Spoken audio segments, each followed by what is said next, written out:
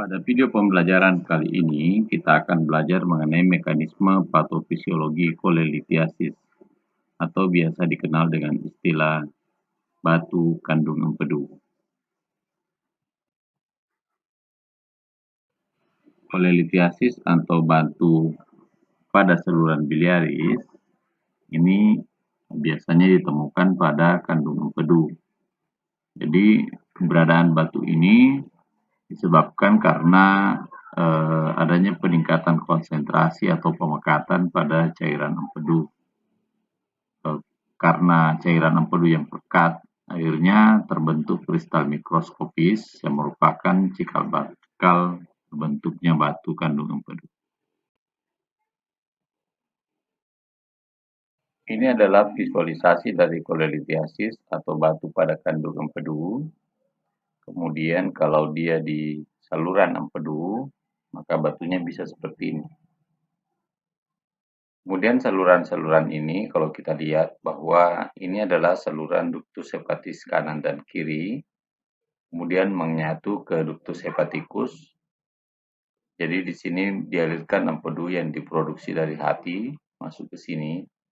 Kemudian bila belum digunakan maka dia akan masuk ke ductus cysticus dan ke kandung empedu. Bila duodenum terisi dengan bahan makanan yang mengandung lemak, maka empedu akan dialirkan dari ductus cysticus, dari kandung empedu ke ductus cysticus, ke ductus biliaris atau ductus choledochus, kemudian masuk ke duodenum melalui ampula pateri.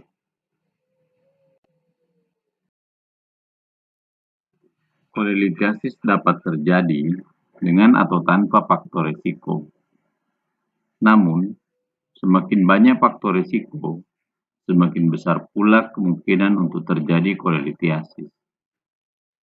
Faktor risiko tersebut antara lain yang pertama genetik. Batu empedu memperlihatkan variasi genetik. Kecenderungan membentuk batu empedu bisa berjalan dalam keluarga. Di negara barat, penyakit ini sering dijumpai. Di Amerika, 10-20% laki-laki dewasa menderita batu kandung empedu. Batu empedu lebih sering ditemukan pada orang kulit putih dibandingkan kulit hitam. Batu empedu juga sering ditemukan di negara lain selain Amerika, Chili, dan Swedia. Yang kedua, umur. Usia rata-rata tersering terjadinya batu empedu adalah 40-50 tahun. Sangat sedikit penderita batu empedu yang dijumpai pada usia remaja. Setelah itu, dengan semakin bertambahnya usia, semakin besar kemungkinan untuk mendapatkan batu empedu. Sehingga pada usia 90 tahun, kemungkinannya ada 1 dari 3 orang. Berikutnya jenis kelamin. Batu empedu lebih sering terjadi pada wanita daripada laki-laki dengan perbandingan 4:1. Di Amerika, 10-20% dewasa menderita batu kandung empedu. Sementara di Italia, 20% wanita dan 14% laki-laki. Faktor lain. Beberapa faktor lain yang meningkatkan risiko terjadinya batu empedu antara lain obesitas atau kegemukan, makanan, riwayat keluarga, aktivitas fisik, dan pemberian nutrisi parenteral yang lama.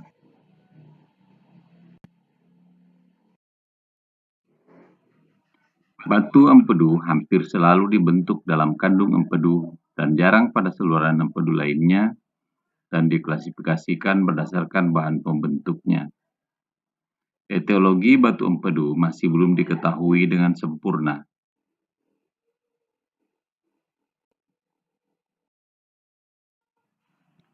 Faktor predisposisi yang paling penting tampaknya adalah gangguan metabolisme yang disebabkan oleh perubahan susunan empedu, stasis empedu, dan infeksi kandung empedu. Perubahan susunan empedu mungkin merupakan yang paling penting pada pembentukan batu empedu, karena terjadi pengendapan kolesterol dalam kandung empedu. Statis empedu dalam kandung empedu dapat meningkatkan supersaturasi progresif, perubahan susunan kimia, dan pengendapan unsur tersebut. Infeksi bakteri dalam saluran empedu dapat berperan sebagian dalam pembentukan batu, melalui peningkatan dan desquamasi sel dan pembentukan mukus.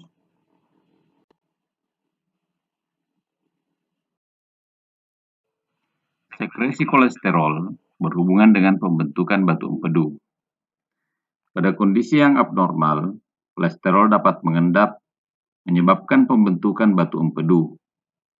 Berbagai kondisi yang dapat menyebabkan pengendapan kolesterol adalah terlalu banyak absorpsi air dari empedu, terlalu banyak absorpsi garam-garam empedu dan lecitin dari empedu, terlalu banyak sekresi kolesterol dalam empedu. Jumlah kolesterol dalam empedu sebagian ditentukan oleh jumlah lemak yang dimakan karena sel-sel hepatik mensintesis kolesterol sebagai salah satu produk metabolisme lemak dalam tubuh. Untuk alasan inilah, orang yang mendapat diet tinggi lemak dalam waktu beberapa tahun akan mudah mengalami perkembangan batu empedu. Batu kandung empedu dapat berpindah ke dalam ductus coledochus melalui ductus cysticus. Dalam perjalanannya melalui ductus cysticus, batu tersebut dapat menimbulkan sumbatan aliran empedu secara parsial atau komplit, sehingga menimbulkan gejala kolik empedu. Kalau batu terhenti di dalam ductus cysticus karena diameternya terlalu besar atau tertahan oleh struktur, batu akan tetap berada di sana sebagai batu ductus cysticus.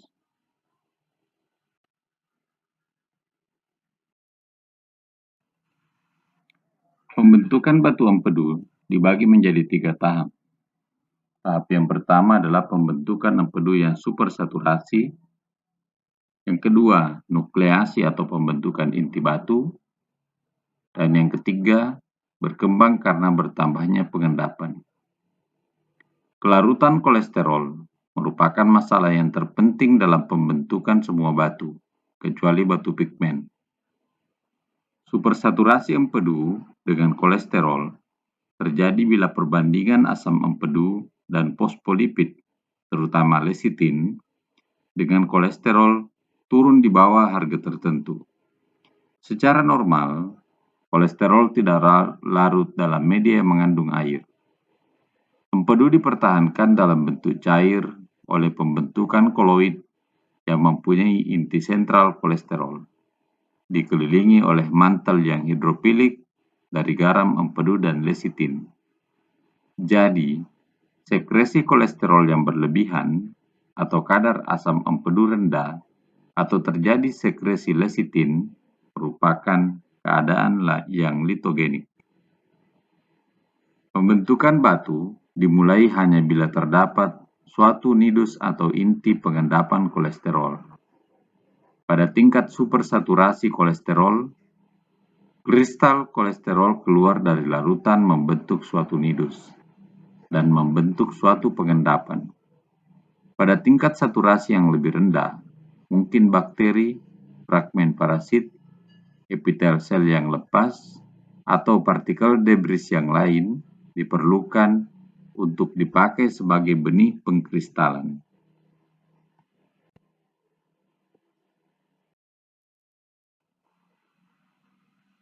Klasifikasi kolelitiasis. Menurut gambaran makroskopis dan komposisi kimianya, batu empedu digolongkan atas 3 golongan. Yang pertama adalah batu kolesterol, berbentuk opal, multivokal atau mulberry, dan mengandung lebih dari 70% kolesterol. Lebih dari 90% batu empedu adalah kolesterol. Batu yang mengandung lebih dari 50% kolesterol. Batu kolesterol murni merupakan hal yang jarang ditemui dan prevalensinya kurang dari 10%. Biasanya merupakan soliter, besar, dan permukaannya halus. Empedu yang disupersaturasi dengan kolesterol bertanggung jawab bagi lebih dari 90% kolelitiasis di negara barat. Sebagian besar empedu ini merupakan batu kolesterol campuran yang mengandung paling sedikit 75% kolesterol berdasarkan berat serta dalam variasi jumlah fosfolipid, pigmen empedu, senyawa organik, dan inorganik lain. Kolesterol dilarutkan di dalam empedu dalam daerah hidrofobik misel, sehingga kelarutannya tergantung pada jumlah relatif garam empedu dan lecitin. Ini dapat dinyatakan oleh grafik segitiga yang koordinatnya merupakan persentase konsentrasi molar garam empedu, lecitin, dan kolesterol. Proses fisik pembentukan batu kolesterol terjadi dalam 4 tahap. Yang pertama, supersaturasi empedu dengan kolesterol. Yang kedua, pembentukan nidus. Yang ketiga, kristalisasi atau presipitasi. Dan yang keempat, pertumbuhan batu oleh agregasi presipitasi lamelar kolesterol dan senyawa lain yang membentuk matriks batu. Yang kedua, batu pigmen. Batu pigmen merupakan 10% dari total jenis batu empedu yang mengandung kurang dari 20% kolesterol. Jenisnya antara lain, yang pertama, batu pigmen kalsium bilirubinat atau pigmen coklat. Batu ini berwarna coklat atau coklat tua, lunak, mudah dihancurkan, dan mengandung kalsium bilirubinat sebagai komponen utama. Batu pigmen coklat terbentuk akibat adanya faktor stasis dan infeksi saluran empedu. Stasis dapat disebabkan oleh adanya disfungsi sphincter Oddi, struktur, operasi biliar, dan infeksi parasit.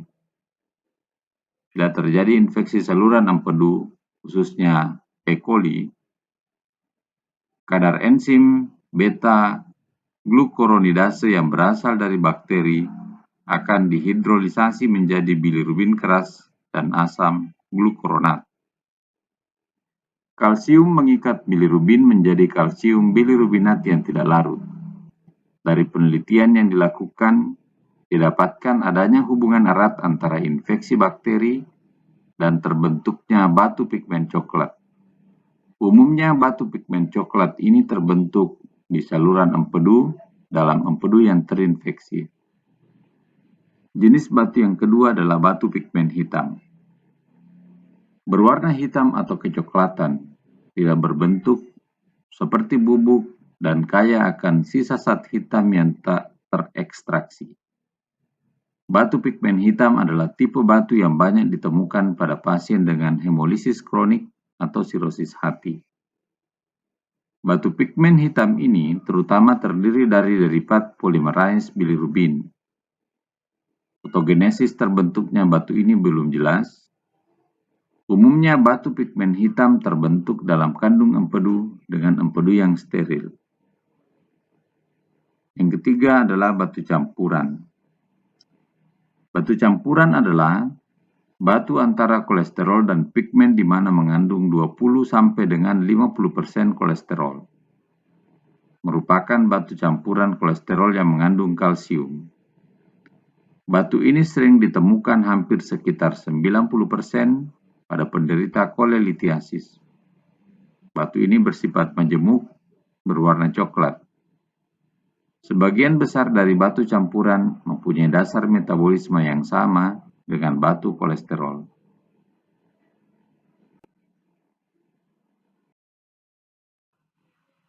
Manifestasi klinis. Manifestasi klinis kita bagi dua. Yang pertama untuk batu kandung empedu atau biasa dikenal dengan kolesistolitiasis. Umumnya sifatnya asimptomatik. Batu yang terdapat dalam kandung empedu sering tidak memberikan gejala atau asimptomatik. Dapat memberikan gejala nyeri akut akibat kolesistitis, nyeri biliar, nyeri abdomen kronik berulang ataupun dispepsia dan mual. Studi perjalanan penyakit sampai 50% dari semua pasien dengan batu kandung empedu tanpa mempertimbangkan jenisnya adalah asimptomatik. Kurang dari 25% dari pasien yang benar-benar mempunyai batu empedu asimptomatik akan merasakan gejalanya yang membutuhkan intervensi setelah periode waktu 5 tahun. Tidak ada data yang merekomendasikan kolesistektomi rutin dalam semua pasien dengan batu empedu asimptomatik. Untuk yang simptomatik atau bergejala, keluhan utamanya berupa nyeri di daerah epigastrium, kuadran kanan atas. Rasa nyeri lainnya adalah kolik biliar yang berlangsung lebih dari 15 menit dan kadang baru menghilang beberapa jam kemudian. Kolik biliaris, nyeri pasca prandial kuadran kanan atas, biasanya dipresipitasi oleh makanan berlemak. Terjadi 30-60 menit setelah makan, berakhir setelah beberapa jam dan kemudian pulih. Disebabkan oleh batu empedu, dirujuk sebagai kolik biliaris. Mual dan muntah seringkali berkaitan dengan serangan kolik biliaris.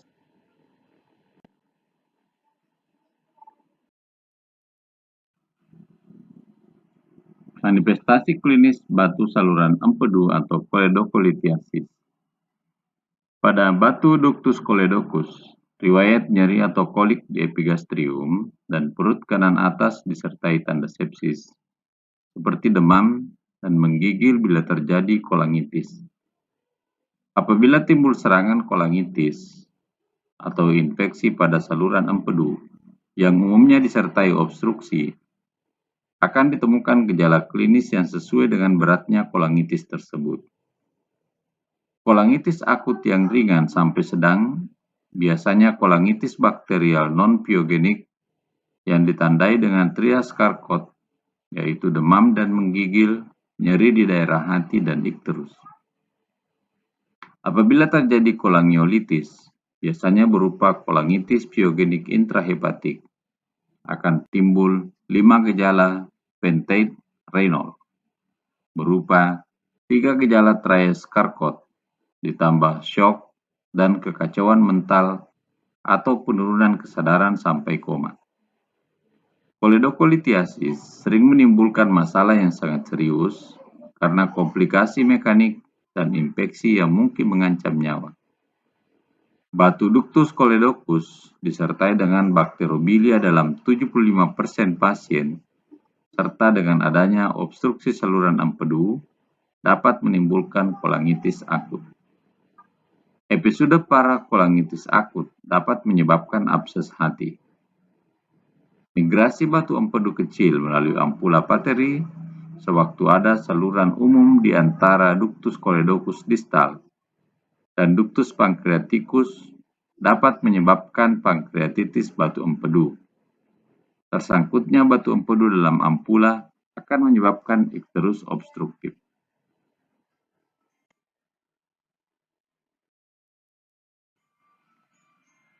Penegakan diagnosis dimulai dengan tahapan anamnesis. 1/2-2/3 penderita kolelitiasis adalah asimptomatis. Keluhan yang mungkin timbul adalah dispepsia yang kadang disertai intoleran terhadap makanan berlemak. Pada kondisi asimptomatis, keluhan utama berupa nyeri di daerah epigastrium, kuadran kanan atas atau perichondrium. Rasa nyeri lainnya adalah kolik biliar yang mungkin berlangsung lebih dari 15 menit dan kadang baru menghilang beberapa jam kemudian. Timbulnya nyeri kebanyakan perlahan-lahan, tetapi pada 30% kasus timbul tiba-tiba. Penyebaran nyeri pada punggung bagian tengah, skapula, atau ke puncak bahu, disertai mual dan muntah. Lebih kurang 1/4 penderita melaporkan bahwa nyeri berkurang setelah menggunakan antasida. Kalau terjadi kolelitiasis, keluhan nyeri menetap dan bertambah pada waktu menarik napas dalam. Pemeriksaan fisis. Pemeriksaan fisis dibagi menjadi pemeriksaan fisis pada batu kandung empedu. Apabila ditemukan kelainan, biasanya berhubungan dengan komplikasi seperti kolesistitis akut dengan peritonitis lokal atau umum, hidrop kandung empedu, atau pankreatitis. Pada pemeriksaan ditemukan nyeri tekan dengan punktum maksimum di daerah letak anatomis kandung empedu. Murpisain positif apabila nyeri tekan bertambah sewaktu penderita menarik napas panjang karena kandung empedu yang meradang tersentuh ujung jari tangan pemeriksa dan pasien berhenti menarik napas. Pemeriksaan fisik pada batu saluran empedu. Batu saluran empedu tidak menimbulkan gejala pada fase tenang. Kadang teraba hepar dan sklera ikterik. Perlu diketahui, bila kadar bilirubin darah kurang dari 3 mg per dl, gejala ikterik tidak jelas. Apabila sumbatan saluran empedu bertambah berat, akan timbul ikterus klinis. Selain anamnesis dan pemeriksaan fisik, maka dilakukan pemeriksaan laboratorium. Batu kandung empedu yang asimptomatik biasanya tidak menunjukkan kelainan pada pemeriksaan laboratorium. Apabila terjadi peradangan akut, dapat terjadi leukositosis. Apabila terjadi sindrom Amirizzi, akan ditemukan kenaikan ringan bilirubin serum akibat penekanan ductus choledocus oleh batu. Kadar bilirubin serum yang tinggi mungkin disebabkan oleh batu di dalam ductus choledocus. Kadar serum alkali fosfatase dan mungkin juga amilase serum biasanya meningkat sedang setiap kali terjadi serangan akut. Pemeriksaan radiologi. Pemeriksaan radiologi yang dilakukan mencakup yang pertama fotopolos abdomen. Fotopolos abdomen biasanya tidak memberikan gambaran yang khas karena hanya sekitar 10-15% batu kandung empedu yang bersifat radiopak. Kadang-kadang empedu yang mengandung cairan empedu berkadar kalsium tinggi dapat dilihat dengan fotopolos. Pada peradangan akut dengan kandung empedu yang membesar atau hidrops, kandung empedu kadang terlihat sebagai massa jaringan lunak di kuadran kanan atas yang menekan gambaran udara dalam usus besar di plexura hepatica. Pemeriksaan yang kedua adalah ultrasonografi atau USG. Ultrasonografi mempunyai kadar spesifisitas dan sensitivitas yang tinggi untuk mendeteksi batu kandung empedu dan pelebaran saluran empedu intrahepatik. Dengan USG juga dapat dilihat dinding kandung empedu yang menebal karena fibrosis atau udem yang diakibatkan oleh peradangan maupun sebab lain. Batu yang terdapat pada ductus choledocus distal kadang sulit dideteksi karena terhalang oleh udara di dalam usus. Dengan USG, punktum maksimum rasa nyeri pada batu kandung empedu yang gangreng lebih jelas daripada dengan palpasi biasa. Pemeriksaan berikutnya adalah kolesistografi. Untuk penderita tertentu, kolesistografi dengan kontras cukup baik karena relatif murah, sederhana, dan cukup akurat untuk melihat batu radiolusen sehingga dapat dihitung jumlah dan ukuran batu. Kolesistografi oral akan gagal pada keadaan ileus paralitik, muntah, kadar bilirubin serum di atas 2 mg per dl, obstruksi pylorus, dan hepatitis. Karena pada keadaan-keadaan tersebut, kontras tidak dapat mencapai hati. Pemeriksaan kolesistografi oral lebih bermakna pada penilaian fungsi kandung empedu.